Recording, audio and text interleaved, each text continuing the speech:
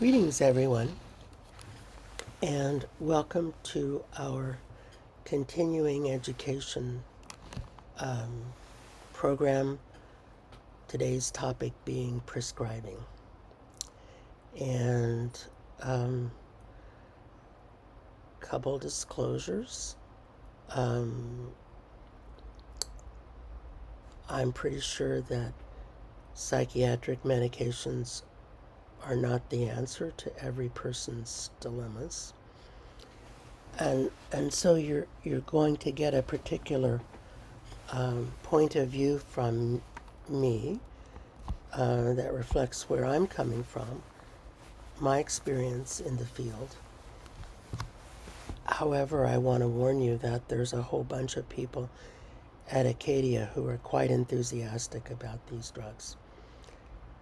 My own perspective is that sometimes they're helpful, sometimes they're not, and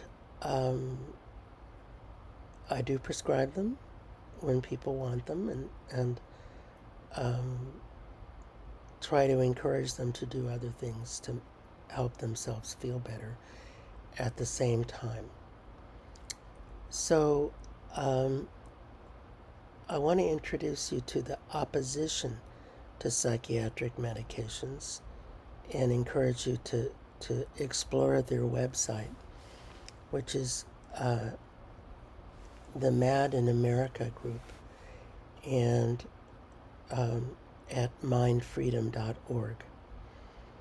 And I certainly don't agree with everything they say or everything that appears on their website, but a lot of it is really good. And so I invite you to pay attention to that. And so there's some assumptions that people make that I want to challenge because I don't think they're true. And of course, many people agree with me. I'm not the only one saying these things. And one assumption is that psychiatric illnesses represent fundamental imbalances of brain biochemistry. And that's actually never been demonstrated. And when the drug companies promoted their products with the idea of the chemical imbalance theory, they were fined by the FDA, since this had never been established. But what they were fined was probably a lot less than the profit they were making. So I don't know that they cared. Secondly, a second assumption is that DSM, our current psychiatric diagnostic system, is valid and reliable. And if you've watched the number of diagnoses that people can get and the contradictory diagnoses that people can get, and the fact that 3 different people will give 3 different diagnoses, I think you'll agree with me that there's a little fuzziness in the current diagnostic system. But that's another topic that we'll cover later. There's an assumption that psychiatric medications are safe and effective, and we'll challenge both of those assumptions. The average person on antipsychotic medications dies 25 years younger than people not on those medications. And the final assumption I want to challenge is that psychiatric medications are the first tier option for mental health, and that everything else is secondary to that. So, just to show you some research, this was a study by Retu et al., which showed a low correlation between diagnoses made during clinical evaluations and what results from standardized diagnostic interviews. It was a review, a meta-analysis of 38 studies comprising 16,000 patients, and the overall agreement was poor. So, so is psychiatry evidence-based? And does the current clinical practice of psychiatry follow evidence? Certainly the trend toward polypharmacy is growing. And there was a study that looked at the years 1996 to 2006 and found that among 13,079 psychiatric visits, patients with 2 or more medications increased from 42% to 60%. And there's actually very little evidence to support polypharmacy. In 2010, 1.2 million children were on 2 or more psychiatric medications. And by today, that's risen to over 2 million. I think the latest figure is 2.5 million. So, you know that randomized controlled trials are highlighted as the gold standard. And efficacy is often scrutinized, but safety is less scrutinized. So there's a split between safety versus effectiveness, and an often failure to consider patient preference. And in my experience, true informed consent is rarely provided. So let's look at the classes of drugs. And as I've mentioned before, all classes are used for all diagnoses. So you might think that how they're labeled says something about how they're used, but it doesn't. So how they're labeled is really a marketing decision, and what they're used for is a clinical decision. So we have the antipsychotics, sometimes called neuroleptics. When they were initially marketed, they were called major tranquilizers. And they're useful for psychosis. Clearly, the meta-analyses have shown that they help in states of psychosis. They can be useful for bipolar disorder. They can be useful for severe anxiety. They can be useful for depression. And since they're useful for everything, what prevents them from being used for everything? Side effects. So the side effects can be quite severe. And we have what's called first generation antipsychotics and second generation antipsychotics. There's no difference in efficacy between the two generations, though the most expensive drug is usually touted as the most efficacious. However, the first generation medications tend to interfere with the motor system, giving you dystonic reactions, tardive dyskinesia, abnormal involuntary movements. The second generations do that much less, but interfere with metabolism, resulting in diabetes. So, effective, but perhaps not safe long term. Anti-anxiety medications. Everyone wants a benzo. We could put that to music. However, the meta-analyses have shown that benzodiazepines, while they're the most immediately effective for anxiety, are not the most effective long term. It turns out that antidepressants are more effective for anxiety long term than benzodiazepines. So, and the crossover occurs at about 6 weeks. So, you might think, well, why don't we give benzos for the first 6 weeks and then withdraw them? Because nobody ever wants to come off a benzo once they go onto one, and it would just be a terrible can of worms to try and get people off of benzos. And of course, there's a huge placebo effect with all psychiatric medications. So other anti-anxiety medications include alpha adrenergic blockers like clonidine, propranolol, propranolol being a beta blocker, Alpha blocker would be clonidine and prazosin, things like that. Beta blockers are used for anxiety, like propranolol, beta adrenergic blockers. But the so-called antidepressants are best for anxiety and not that effective for depression.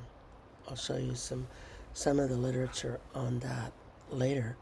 But it turns out that most antidepressants for depression are placebos. Then we have tension-altering drugs like modafinil, the stimulants, atomoxetine, also known as Strattera. And then we have anticonvulsants, which are sometimes called mood stabilizers.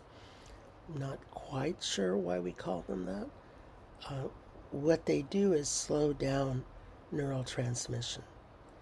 And so if your brain is running too fast, it'll slow down your thinking. And there's a number of agents that we'll get into. The least effective psychiatrically is Keppro, which has the most psychiatric side effects. And probably the most effective are valproic acid or Depakote and carbamazepine or Tegretol, which also have the most side effects. And then we have lithium, which is useful for bipolar disorder, for depression, and it can adversely affect the kidneys and the thyroid gland. So, those are the classes that we're dealing with. Let's see. Here's a few names for you to remember. So the first generation or typical antipsychotics, some common ones are haloperidol or Haldol, fluphenazine, or I think the brand name for that was Stelazine, chlorpromazine, which was made famous by One Flew Over the Cuckoo's Nest, Thorazine, thiothixine, which I think used to be Mellaril. Some of the atypicals you'll be more familiar with: quetiapine, aka Seroquel, aripiprazole, also known as Abilify, risperidone, also known as Risperdal, paliperidone, also known as Invega, ziprasidone, also known as Geodon, olanzapine, also known as Zyprexa, lurasidone, also known as Latuda. And then there's clozapine, which is in a category by itself. You won't see that very often in our population because it requires weekly blood tests. And you can imagine how difficult that would be to pull off. So, anti-anxiety, I mentioned some of them already. Buspirone, I forgot to mention. Some of the common benzodiazepines are clonazepam or Klonopin, alprazolam or Xanax, diazepam or Valium, and lorazepam or Ativan. We talked about clonidine, and people also use hydroxyzine, which is a medication similar to Benadryl, an antihistamine for anxiety, and people to use Benadryl. So, antidepressants, you've heard of the selective serotonin reuptake inhibitors, but we now know that that's not what they do, though we still call them by that name. And of course, examples would be fluoxetine and sertraline. Fluoxetine would be Prozac, sertraline would be Zoloft. And then we have the selective norepinephrine reuptake inhibitors like venlafaxine or duloxetine. Sorry, there's some spelling mistakes on my slides. I think I put them together too late at night. But and then we have monoamine oxidase inhibitors like selegiline, phenelzine, tricyclics. You've heard of perhaps imipramine, nortriptyline, amitriptyline, fluvoxamine, bupropion or Wellbutrin, which is a dopamine agonist, which is why it sometimes makes people's anxiety worse. It's one of the few that doesn't cause weight gain and has no sexual side effects, but it does lower a seizure threshold also. Then we have mirtazapine or Remeron, which is in a class by itself, and it's a noradrenergic and specific selective serotonergic agent. So, let's talk about some studies. This was the STAR-D study for major depression. 3,671 patients over 1 year. They found that no single antidepressant was any better than any other. 37% of people improved after a trial of one medication, 67% after a trial of 4 medications. They had large dropout rates between 21 and 42%. And when people were on more than one medication, they were more likely to relapse. And they say that the 67 rate of remission is almost certainly an overestimate of what would happen in the real world. So after you've tried 4 drugs in this study, 2/3 of the people are no longer depressed. But in the real world, it would probably be more like 50-50. So here is a meta-analysis of randomized controlled trials from 1980 to 2009. And the effect size for mild to moderate depression was not statistically significant. Now, what does effect size mean? It means it means what it says it means. How effective is something? So that the larger the effect size, the more effective the medication is. So there was some effectiveness for very severe depression, which is 13% of depressed patients. And it reinforces some prior articles that showed that antidepressants are mostly placebo. And this is a study, meta-analysis from 2008, and it shows that the effectiveness of antidepressants is predominantly placebo.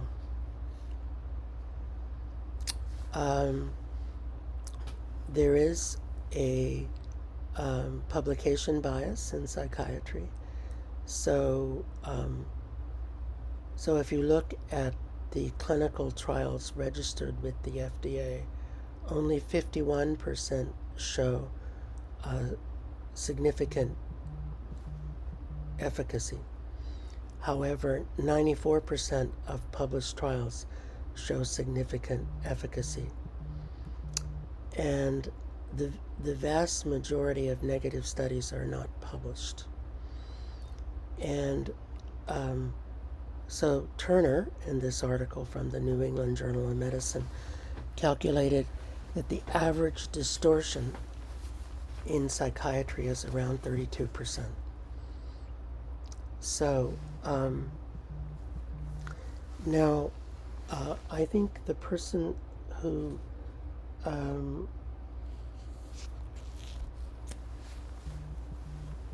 does the most interesting work in this field is at the Oxford University in England, Andrea Cipriani, and she does meta-analyses of psychiatric medications.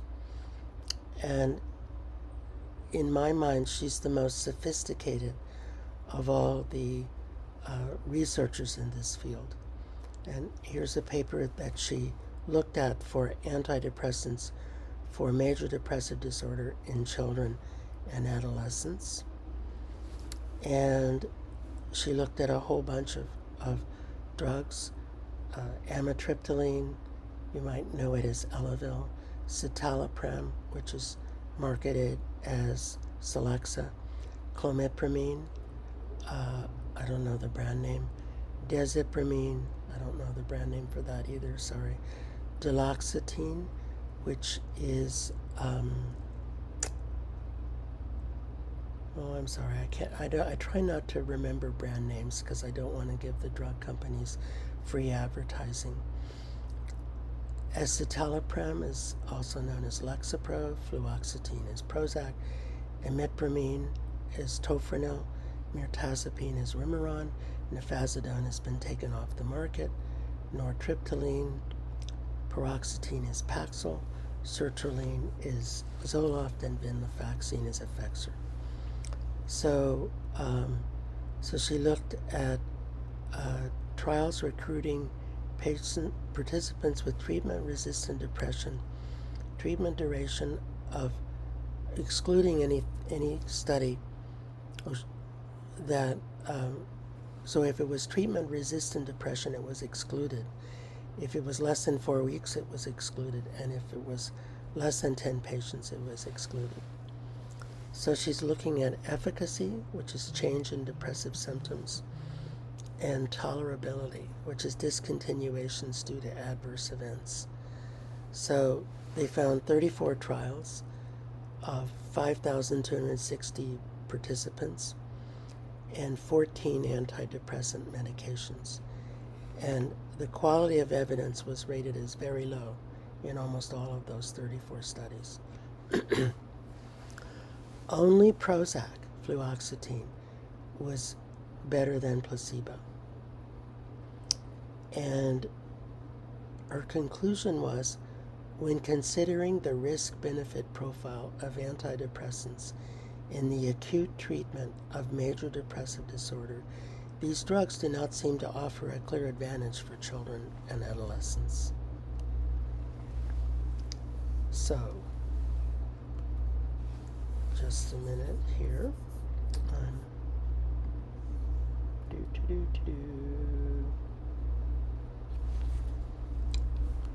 Okay, having trouble here moving.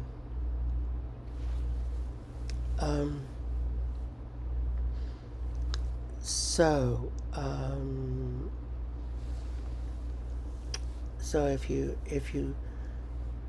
if you look at what's reported to the FDA, then medication and placebo differences are minimal and only emerge at the very most severe end of the spectrum. And we talked about that before. And I won't dwell on this, but this is a graph showing what I just said. And here's another Andrea Cipriani study comparing 12 new generation antidepressants, 117 studies of 25,928 people from 1991 to 2007. and looking at a whole slew of drugs. And the main outcome were the proportion of patients who responded to the treatment. And so mirtazapine, escitalopram, venlafaxine, and sertraline were more efficacious than duloxetine, fluvoxamine, paroxetine, and reboxetine. So, there you go. And so she said sertraline might be the best choice when starting treatment for moderate to severe major depression in adults because it has the most favorable balance between benefits, acceptability, and cost. And so that's what I always start. And so we tend, in psychiatry, we tend to forget that people are not islands and they exist in ecosystems. And I think that's easier to appreciate in the indigenous community because of indigenous philosophy that embeds us in location, that contextualizes us in place. And so depression is not separate from the environment in which the person lives, from the physical state of their body, from their social relations, from their spirituality. And very broad assessments are needed to understand people's depression. And these assessments need to address the 6 realms: the environment, the physical, mental, emotional, social, and spiritual. And when we're getting a history, we want to know the age at first onset and the context of first onset. And then how chronic and severe is the depression? What's the pattern of the person's depressions? What's been the responses to treatment? We need to look for trauma history, and I try and do the ACE, the trauma score on everyone. We look at their relational history and on the specific quality of their life experience. We want to look at how much time they spend outside, because being outside reduces depression, makes you feel better. Being in sunlight makes you feel better. Being in chaos makes you feel worse. Commuting makes you feel worse. Heavy metals matter, pesticides, air quality, all of these things affect depression. What about how much exercise do they get? How much energy do they have? What's their sort of vitality? What are they eating? Do they have food allergies? There was an interesting study that was done in England in which they took poop from happy people and they gave it to sad people, and the sad people got happy. And they put the poop in capsules called crapsules. And you might think that's funny, but it shows that our gut biome has a tremendous impact on our mood. Being overweight contributes to depression. Not sleeping contributes to depression. Being physically ill. Now, what lab studies do we get? So I usually check thyroid function. I like to check adrenal function with cortisol and DHEA levels. I like to check blood counts and ferritin levels. It's harder to look at gut function because main care doesn't pay for a lot of the lab tests that look at gut function. But what we can do sometimes is to get people to do elimination diets and see if that changes how they feel. Low vitamin D.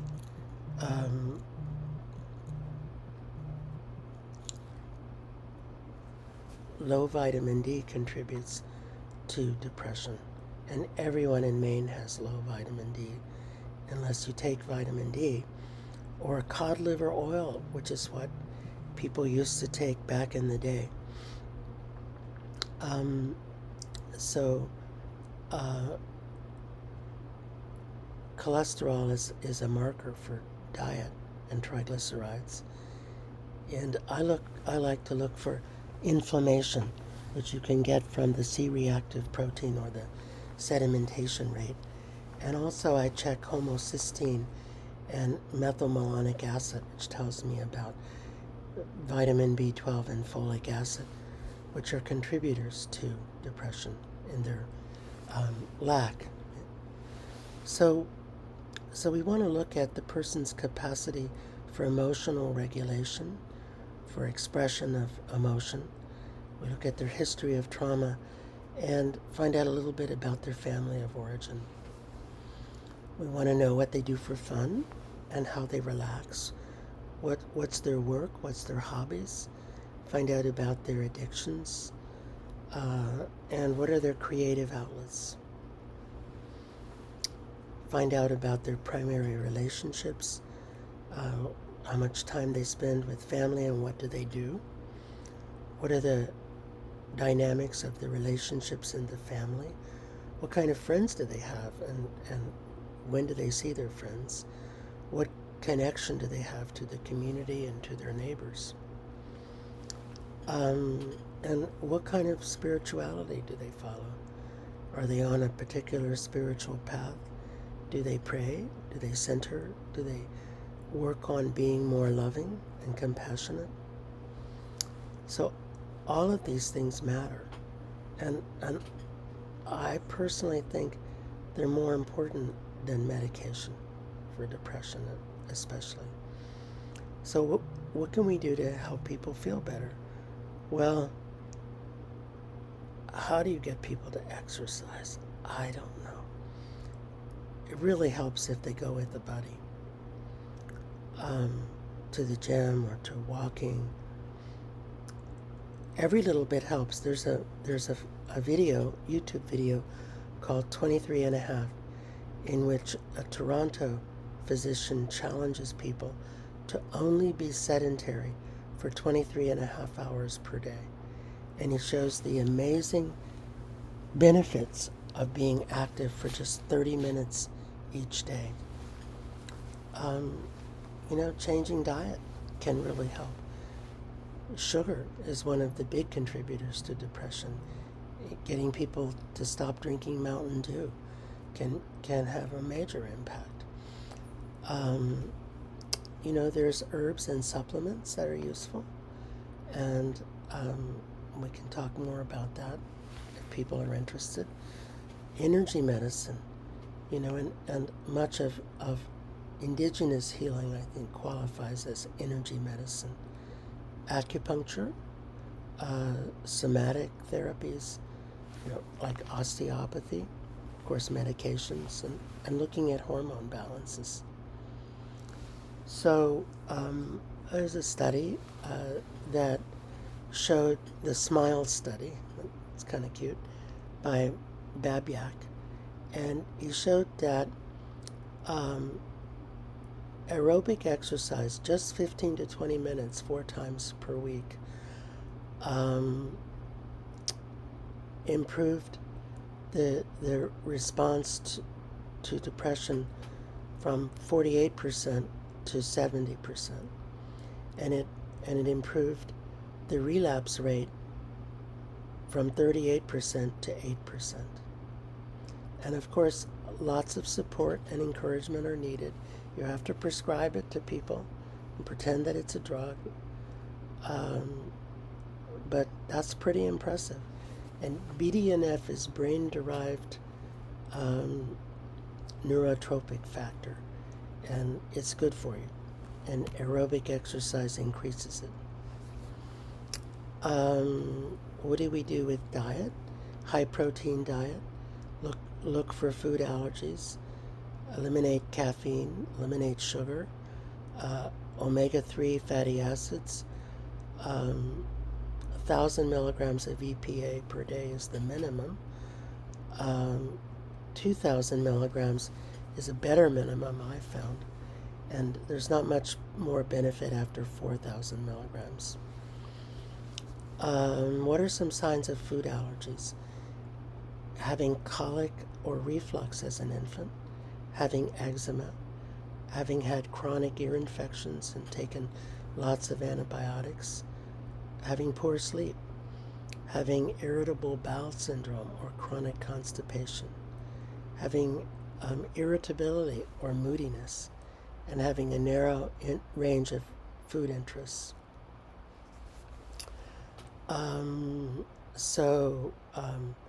This was a study that showed that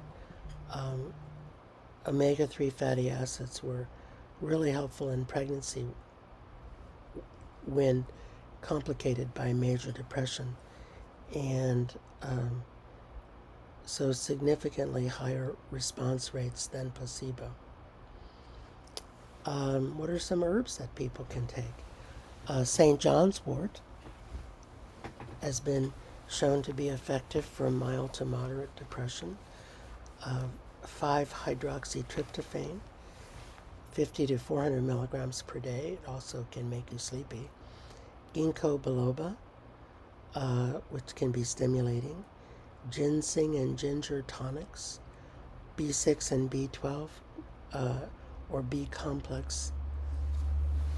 S-adenosyl methionine, which is a crucial methyl donor in the body. It enhances methylation and usually works pretty quickly in depression. Can cause headache, insomnia, and nausea. Can induce mania among those who are predisposed. Now, a lot of these treatments we can't provide because main care doesn't pay for them, and very few patients will pay for things that main care doesn't pay for, or can afford to pay for things that main care doesn't pay for. But this is what St. John's wort looks like. It's a common roadside plant. It's been used for centuries, has few side effects, and you can't kill yourself with it, and it takes about 3 to 4 weeks to get the full effect. So, 29 studies of 5,489 patients, superior to placebo.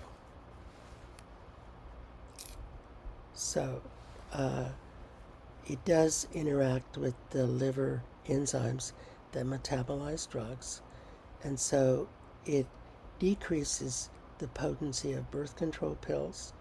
So women who are taking St. John's wort might have to get a stronger pill.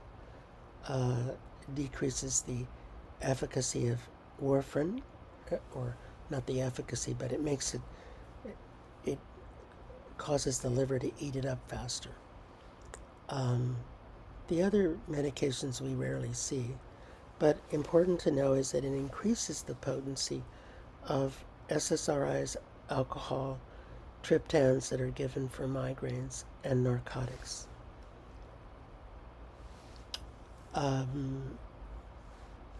So this is some prescribing information, and anyone can prescribe it because it's not a drug. So this is S-adenosyl methionine, and it provides methyl groups. If you remember high school, a methyl group is a carbon with 3 hydrogens, and it's studies have shown that it's comparable or more effective than antidepressants. It's better tolerated with fewer side effects. Works faster, but it's expensive. How about light therapy? 10,000 lux at 18 inches for 30 minutes each morning really helps. Also, going outside into the dawn is helpful. And what the light buck does is simulate the dawn. Negative ion generators have been shown to be of some support. Cochrane meta-analysis does not support homeopathy, though I think it's kind of cool, but that's another story. And cranial electrical stimulation, which is not the same as ECT. So there's some evidence for acupuncture. There's some evidence for hormonal augmentation. So DHEA, estrogen, testosterone if they're low, cytomel, which is T3, or liothyronine, or desiccated thyroid, which is just dried up thyroid, which is also known as armor thyroid. So people have published studies that show that massage therapy or rolfing helps, qigong, cranial manipulation, reiki. Low levels of vitamin D are associated with high depression scores. And supplementing vitamin D results in less depression. So sunshine, wow, that's really good for you. And what causes a lack of sunshine? Tall buildings, urbanization, obesity, pollution, cars, sunblock, sun fear.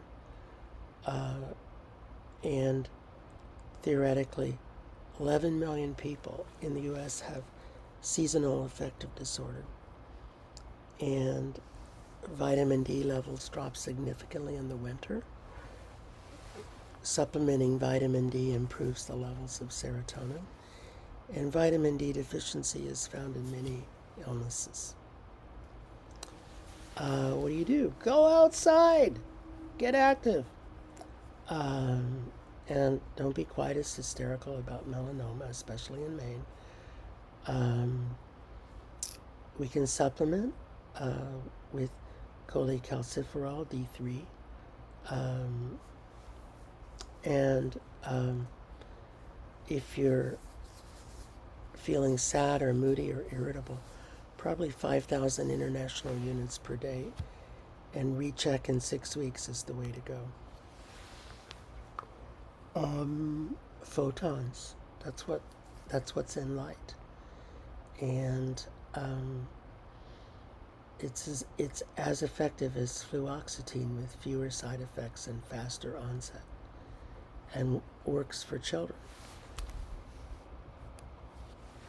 Here's a sample protocol for depression. Vitamin C, B complex with folate, omega-3 fatty acids, EPA, S-adenosyl methionine or St. John's wort or an SSRI based on patient preference, inositol, 3 to 6 grams twice a day, high protein diet, exercise, psychotherapy, inner work, and sunlight.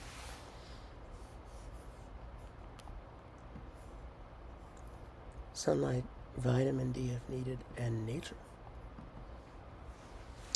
So, when people get better, they have more energy, and that's when they sometimes kill themselves. So you need to be alert to that. Disinhibition of the self-preservation response creates more suicidal attempts. Now, how about we'll turn our attention now to attention-altering medications. And there's Ritalin, amphetamine, which would be Adderall, which is dextroamphetamine and mixed amphetamine salts. Vyvanse is the one Main Care likes, and Strattera is my preference, though Main Care doesn't cover it. And modafinil is another one. Here's a list of anticonvulsants that are common. And, of course, lithium is lithium. So how do I decide on medication? Well, mostly based on people's preference for which side effects they're willing to tolerate. And some people tolerate one thing and some people tolerate another thing. And some of the side effects can be desirable in short term, like making a person sleepy. So what's our goal in prescribing? It's to keep people out of the hospital. And sometimes the only way we can do that is to figure out a way to get them to sleep. An example of side effects would be imipramine, which helps anxiety, but gives you dry mouth, constipation, and can't pee. So, lithium, it's effective. You have to monitor kidney function and thyroid function. So, here's a meta-analysis of treatments for anxiety. And so they're looking at studies of psychotherapy, medications, and combinations.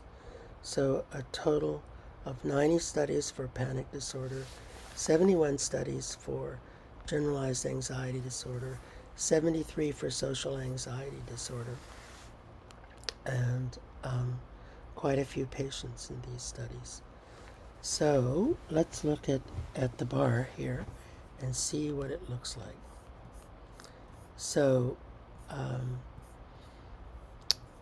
the higher the Cohen's D, the more effective it is. So now most studies are short term, and I think that's really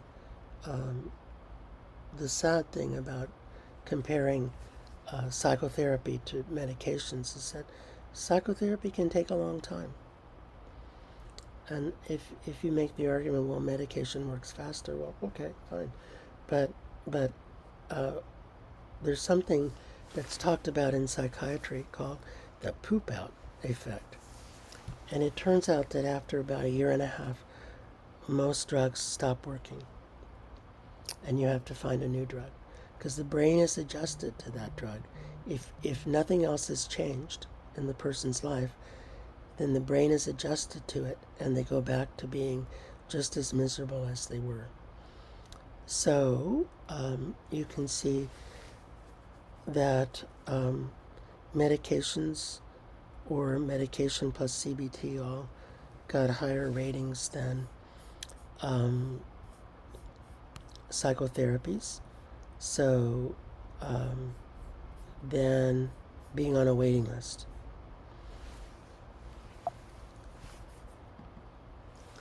And so drug studies were averaged 9.2 weeks, psychotherapy studies 12 weeks, and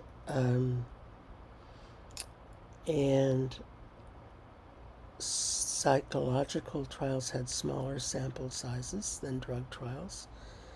And other studies have shown psychotherapy superior to medication, but only after 16 weeks.